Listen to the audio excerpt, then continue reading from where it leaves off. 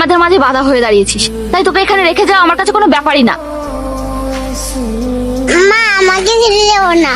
এখন চলো, ওকে এখানে ফেলে রেখে চলে যাব, ওকে শিয়াল কুকুরে টেনে নিয়ে যাবে, কেউ জানতেই পারবে না। তোমার সঙ্গে কথা বলতে বলতে বাবুকে খাওয়াতেই ভুলে গেছি। ঠিক আছে, বাবুকে খাইয়ে তারপর না হয় কল করো। এখন আর খাওয়াতে হবে না, ও ঘুমিয়ে গেছে। সাথী সাথী, দেখা তো অবশ্যই করব, খুব তাড়াতাড়ি দেখা হবে আমাদের। কি হলো শুনছো না কেন? কখন থেকে ডাকছি। হ্যাঁ হ্যাঁ আসছি। সন্দীপ বাড়িতে এসছে, পরে তোমার সঙ্গে কথা বলছি, রাখছি।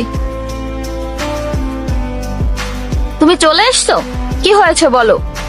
তোমাকে কখন থেকে ডাকছি, কি করছিলে তুমি? বাবুকে খাইয়ে ঘুম পাড়াচ্ছিলাম। দেখো না শাড়িটা কেমন হয়েছে। ওয়াও, এটা তো আমার সেই পছন্দের শাড়িটা।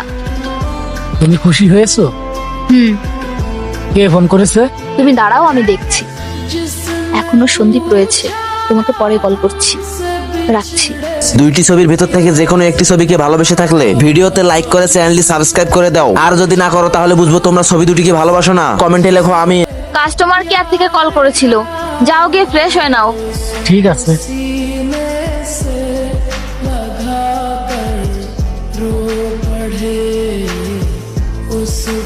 সাথী আমি বেরোচ্ছি। আচ্ছা ঠিক আছে। সন্দীপ কাজে গেছে কিনা একবার চেক করতে হবে, কোনো রিস্ক নেওয়া যাবে না।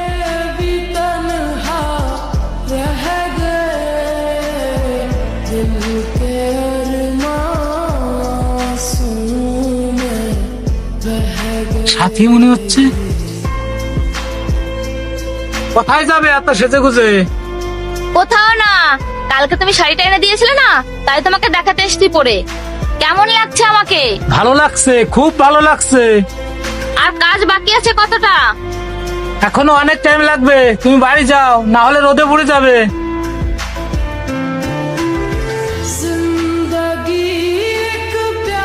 বাবা তাড়াতাড়ি এসো, তাড়াতাড়ি এসো।